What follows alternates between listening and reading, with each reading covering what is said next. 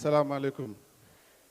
J'ai la lourde responsabilité de faire le link entre la vision Sénégal 2050 et la formation professionnelle et technique.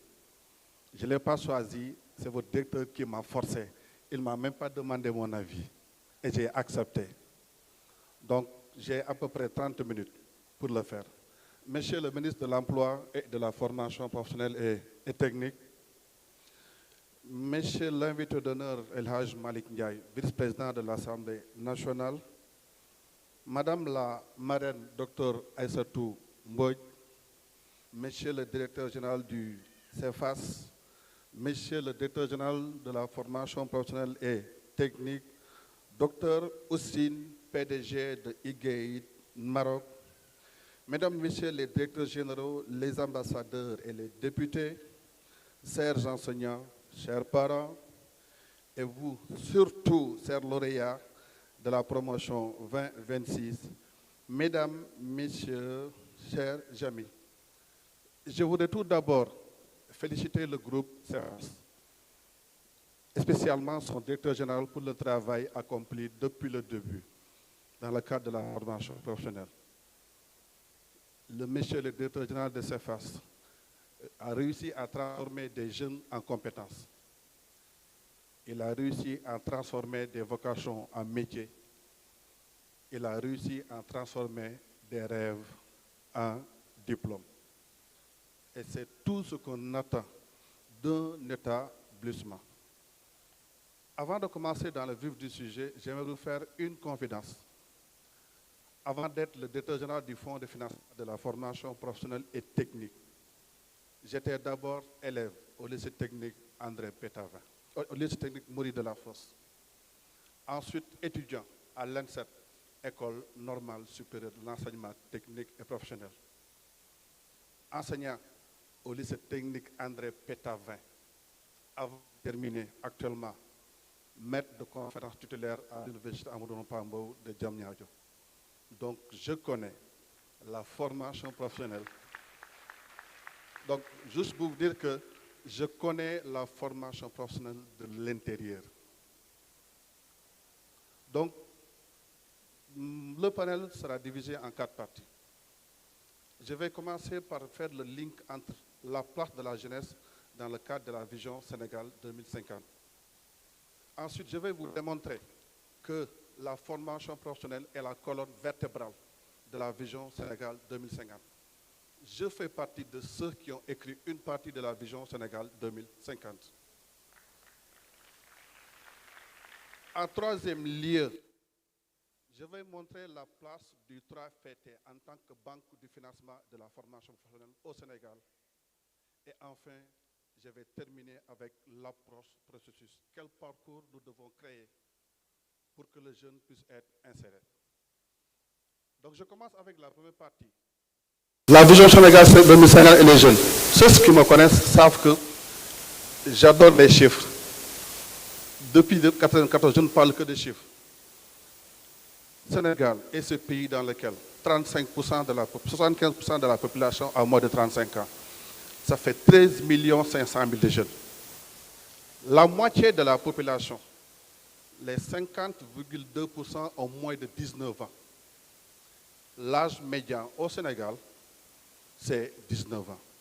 Qu'est-ce que cela signifie?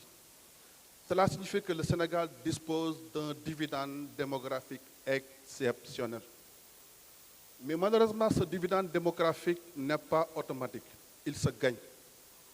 Il se gagne à travers quoi? Il se gagne à travers la formation professionnelle et technique. Donc cette jeunesse est une richesse extraordinaire. Pourquoi je parle de richesse? En Europe, l'âge médian est égal à 43 ans. En Amérique du Nord, l'âge médian est égal à 39 ans. En Amérique du Sud, l'âge médian, c'est 32 ans. En Asie, l'âge médian, c'est 33 ans. Mais comme je le dis toujours, une richesse non transformée reste une matière première.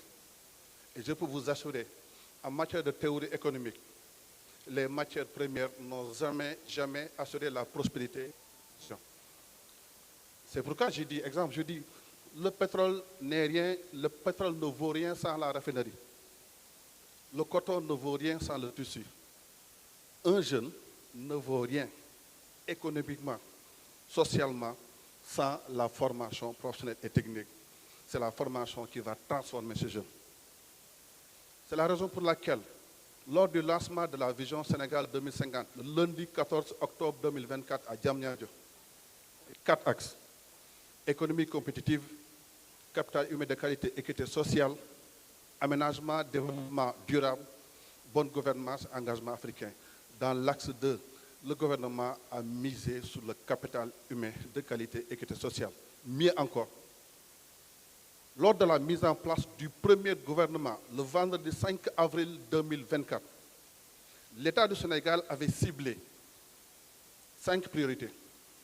Et la première des priorités, c'était quoi? Jeunesse, formation, emploi et entrepreneuriat des jeunes et des femmes.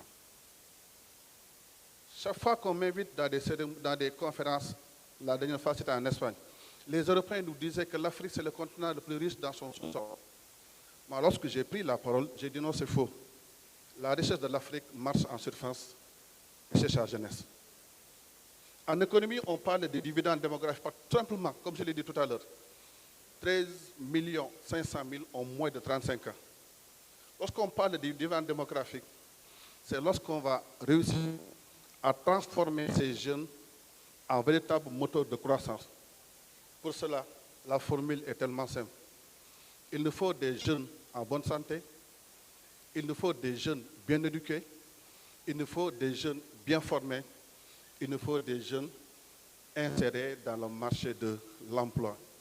Voilà le link que nous avons avec la jeunesse ainsi que la vision Sénégal 2050. Maintenant, le deuxième point. Pourquoi je dis toujours que la formation professionnelle et technique est la colonne vertébrale de la vision Sénégal 2050? Je vais revenir un peu sur les axes. Dans l'axe 1, on dit économie compétitive. Le gouvernement, lorsqu'on écrivait le programme, nous avons ciblé les filières stratégiques qui doivent être les moteurs de la croissance pour la transformation du Sénégal. Et dans l'axe 1, économie compétitive, on avait économie extractive, industrie extractive du moins, industrie agroalimentaire, industrie manufacturière. Ensuite, nous avons ajouté 3 services à valeur ajoutée: tourisme, artisanat, numérique et ICC. Voilà les filières stratégiques qui seront les moteurs de la croissance.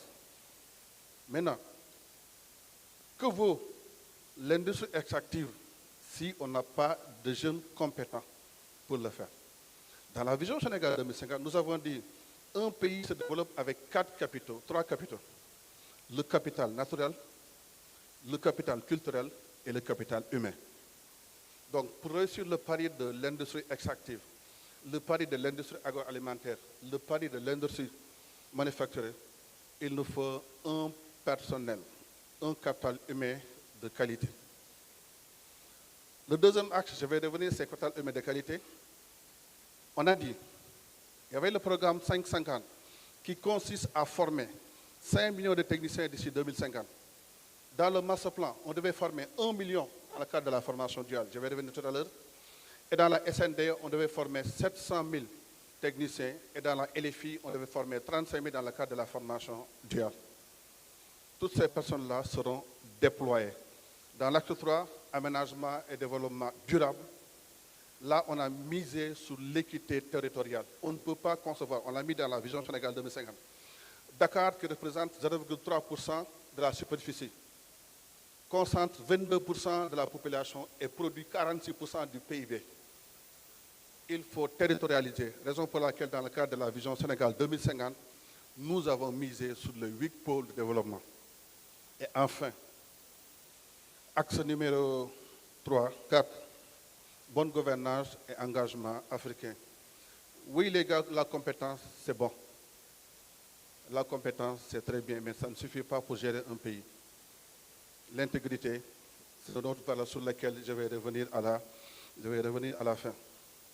Maintenant, qu'est-ce que la formation professionnelle va faire? Tout à l'heure, il a parlé de la formation duale. La plupart du temps, les gens parlaient, il y avait une inadéquation entre la formation et les besoins de l'entreprise. Ce problème est réglé par notre gouvernement. quand on l'écrivait. Dans la gouvernance économique, il y a deux approches qui vont s'affronter. Même les économistes le disent. Il y a l'approche orthodoxe. Lorsqu'on parle d'approche orthodoxe, c'est le bon élève qui respecte les consignes, qui respecte les critères de convergence. Et dans l'approche orthodoxe, on dit souvent que l'emploi est une variable macroéconomique créée par la croissance qui est créée par le secteur privé. Et dans l'approche orthodoxe, on dit que la formation doit être effectuée en fonction des besoins de l'entreprise. Nous avons décidé d'apporter une nouvelle dimension, c'est l'approche hétérodoxe qu'on appelle le souverainisme. Avec nous, l'emploi n'est pas une variable macroéconomique.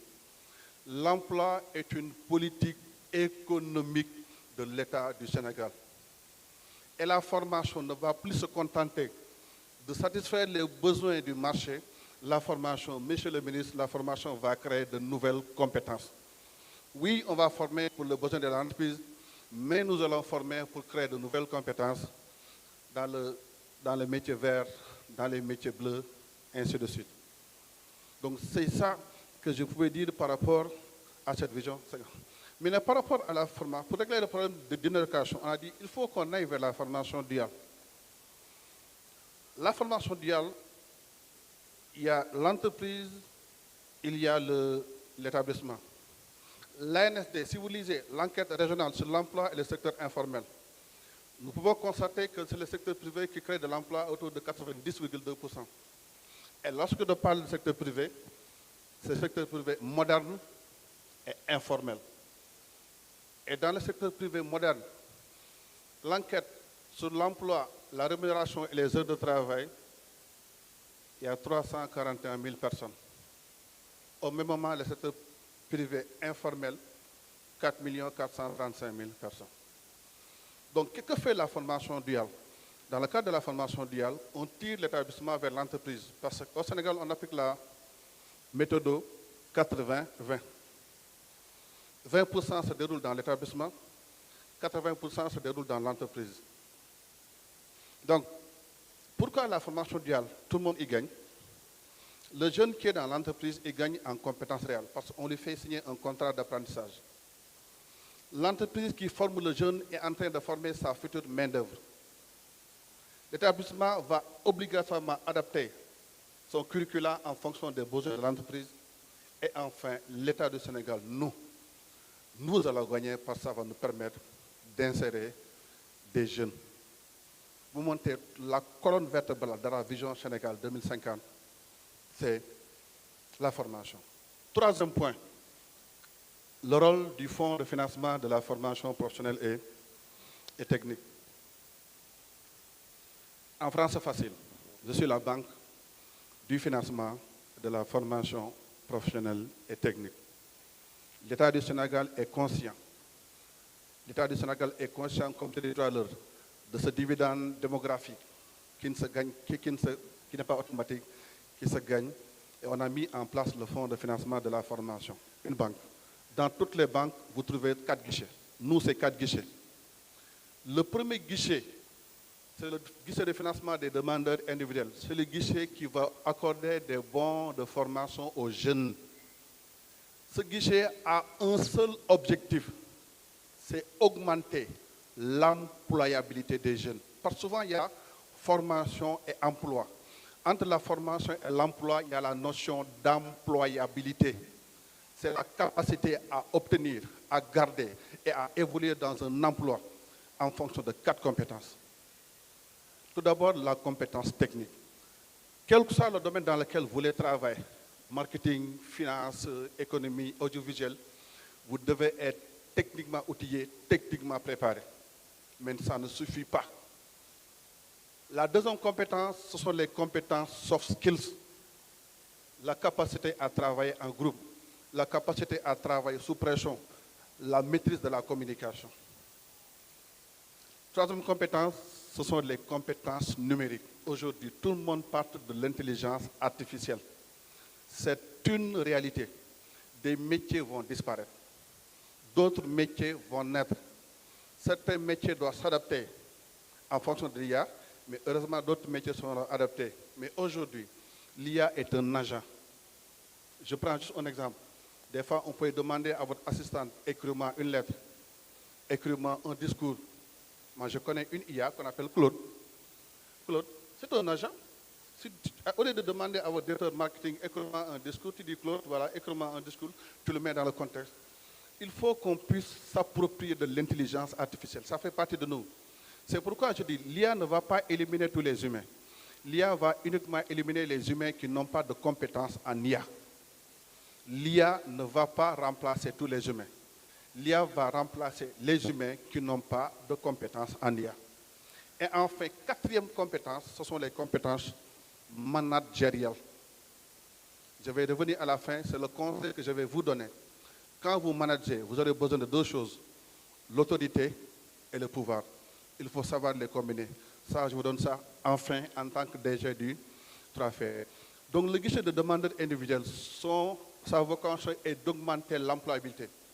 Nous donnons des bons de formation initiale longue période. Nous finançons les CPS, les CAP, les BP, les BT et les BTS. Nous finançons aussi les PFI, les projets de formation insertion. Le deuxième guichet, si vous venez autour du Trafic, c'est le guichet de financement des entreprises et des organisations professionnelles. Oui, mais les entreprises jouent un rôle central dans l'insertion. Ce guichet a pour vocation d'augmenter la compétitivité des entreprises. Le troisième guichet, c'est le guichet destiné aux établissements publics de la formation. C'est le guichet du directeur général du financement de la formation professionnelle et technique. Au Sénégal, nous avons 138 établissements publics, 12 lycées, 126 centres de formation. Pour tous ces établissements-là, le 3FPT vise deux choses. La qualité de la formation et l'accès. Nous voulons que partout au Sénégal, l'ensemble des jeunes puissent avoir l'accès à la formation. Nous finançons les plans stratégiques de développement. Nous faisons des projets d'investissement, c'est-à-dire acquisition de matériel pour ces lycées-là. Nous accompagnons les enseignants qu'on appelle les PRC, programmes de renforcement de compétences. Nous finançons l'écriture et la révision de programmes, les PER. Et enfin, le troisième guichet qu'on n'entend presque jamais, c'est le guichet d'assurance qualité. Ce guichet-là, pourquoi c'est important? Lorsque l'État met des fonds pour le financement de la formation, moi, je dois m'assurer en tant que DG du Trafic à ce que la formation soit de qualité. C'est pourquoi j'ai apporté deux exigences. J'ai fait certifier le 3FPT ISO 9001 version 2015. Ensuite, j'ai demandé à tous les établissements, si vous voulez avoir des fonds de 3FPT, il faut que vous soyez labellisés pour la formation initiale ou bien vous soyez accrédité pour la formation continue. J'en suis sûr que là où je vais mettre mon argent, je vais trouver des établissements de qualité. Pour terminer, le dernier point, c'est l'approche systémique. Il est vrai de le rappeler. Pourquoi nous avons mis en place l'approche systémique? Dès le lendemain de la Vision Sénégal 2050, 15 structures de l'État se sont réunies pour dire, on a tous réfléchi, hein, comment on fait pour que le jeune soit inséré? On se dit maintenant, le jeune, pour qu'il soit inséré, il y a un parcours. Il y a l'orientation, le profilage, la formation, la formalisation, l'accompagnement, le financement et jusqu'à l'insertion. Et là, nous sommes tous tombés d'accord. Il n'y a pas une seule structure qui peut faire tout en même temps. Et là, on s'est dit, on va créer 5 composantes. Et chaque composante, il y aura un lead qui va le faire. On dit, premier composante, c'est accueil, orientation des étudiants, des élèves. La composante nous a permis de distinguer 3 catégories de jeunes. Les jeunes qui n'ont ni compétences, ni projet. La deuxième catégorie, ce sont des jeunes qui ont une qualification, mais qui veulent aller vers l'emploi salarié. Et enfin, ce sont les porteurs de projets. Lorsque ce travail est fait, la première catégorie de jeunes qui n'ont ni compétences ni qualité, ils vont se faire former. Composant 2, c'est la formation professionnelle et technique. Une fois la formation terminée, le jeune il a 2 options. Il dit salariat ou bien entrepreneuriat.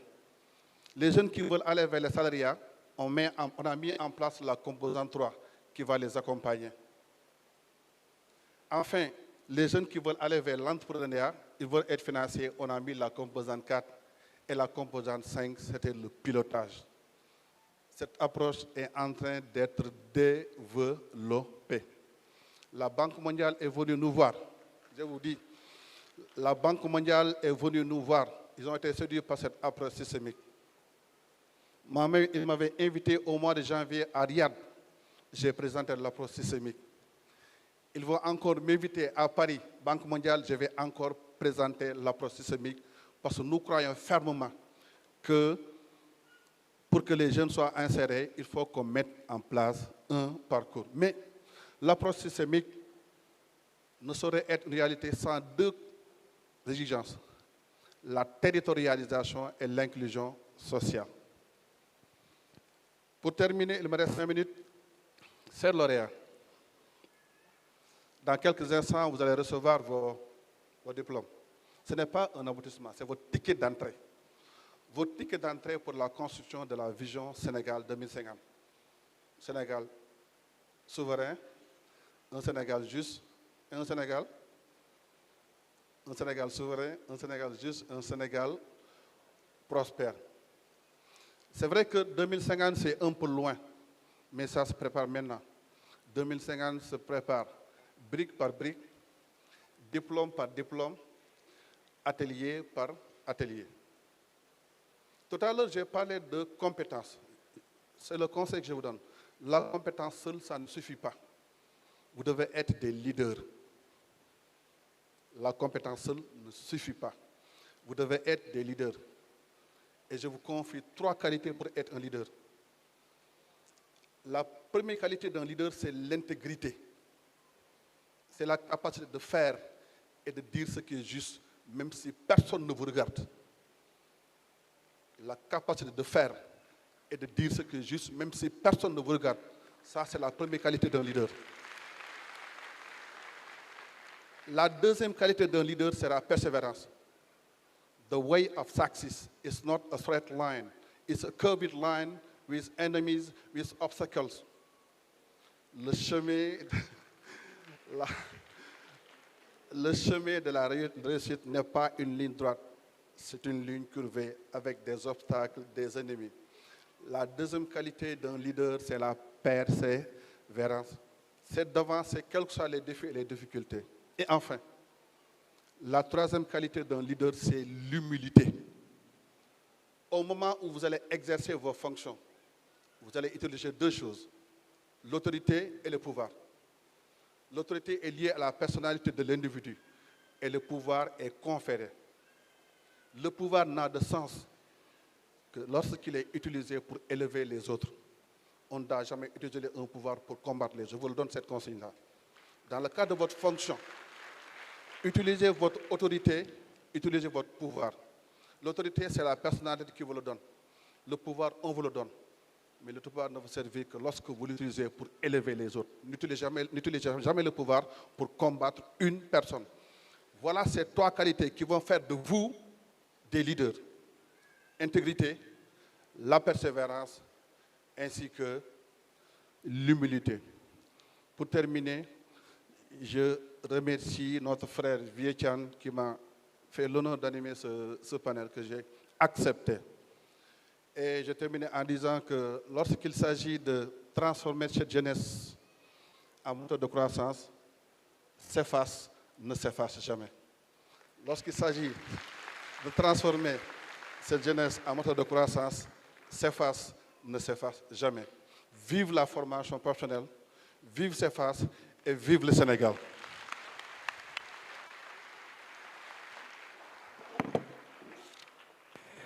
Jërëjëf, Dr Babo Amadou Ba, on l'applaudit très très fort pour cette brillante